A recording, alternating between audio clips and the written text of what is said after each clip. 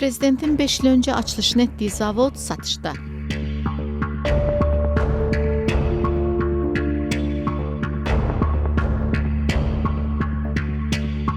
Hökumət qeyri-neft sektorunun sürətlə inkişaf etdiyini bildirir. Bəs müəssisələrin bağlanması nə ilə bağlıdır?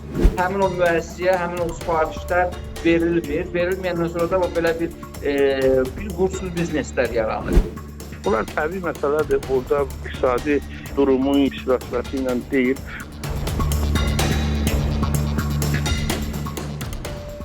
Prezident İlham Əliyevin Sumqayıt Sənaye Parkında açılışını etdiyi zavod satılır.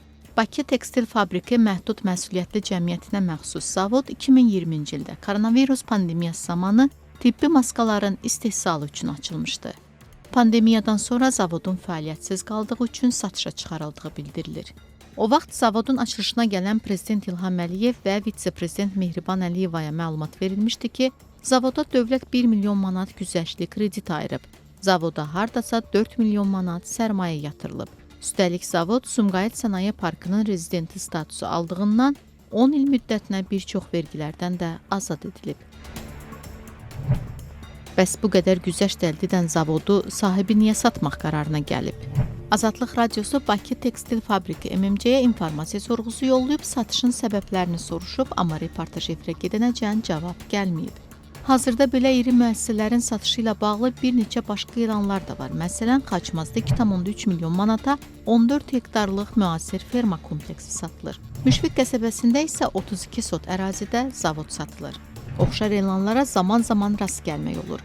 Məsələn, ötən il Gilan Holding müxtəlif rayonlardakı 3 süd emalı zavodunu satışa çıxarmışdı. Gəncədə isə kərpiç zavodu 6 milyon manata satılırdı. Beləcə, siyahını uzatmaq da olar. Deputat Cavanşir Paşazadə deyir ki, hansısa bir müəssisənin satılması təbii bir prosesdir.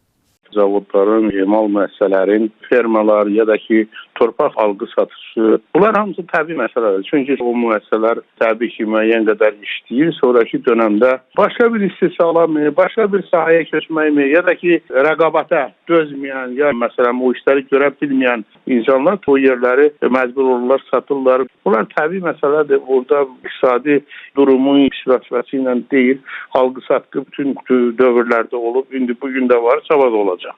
İqtisadçı Xalid Kərimli də razılaşır ki, müəssisələr idarə etmə, işin düzgün planlaşdırılmaması, bazarın dəqiq araşdırılmaması kimi obyektiv səbəblərə görə satışa çıxarıla bilər. Amma onun fikrincə Azərbaycandakı əsas məsələ məmur bizneslərinin geniş yayılması ilə bağlıdır. Çox bağlanan, satılan əmlaklar hansısa məmurun həyat siklinə uyğun formalaşır. Məmur inkişaf edəndə onun ətrafında bir növ psevdo sahibkarlar qrupu yaranır, müxtəlif layihələr həyata keçirirlər. Həmin məmur gedəndən sonra da həmin o müəssisəyə, həmin o sifarişlər verilmir. Verilməyəndən sonra da belə bir uğursuz bizneslər yaranır. Bu cür bizneslər açılanda pulun sahibi bir başqası olur. Sadəcə bu işi quranlar da tapşırılır kimlərəsə və biraz da bəzən bu tip layihələr siyasi qərarlarla həyata keçirilir. Yəni sadəcə biznes iş yeri açılması məqsədi ilə bu cür zavod fabriklər açılır, düzəlir.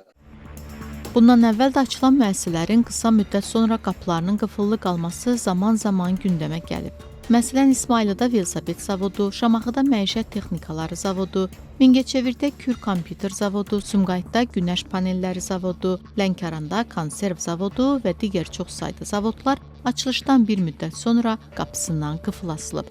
Bağlanan müəssisələrin bəzilərinin açılışına Prezident İlham Əliyev də qatılıb. Azərbaycan hökuməti ölkədə yeni zavod və fabriklərin açılmasını ölkə iqtisadiyyatının inkişafının göstəricisi hesab eləyir. Bununla da ölkədə yeni iş yerlərinin yaradıldığı bəyan edilir. Amma hökumətin tənqidçiləri hesab eləyirlər ki, ölkədə məmur oliqarxların dominant olduğu bir iqtisadiyyat mövcuddur deyə bu sahədə bazar iqtisadiyyatına xas rəqabətli mühit yoxdur.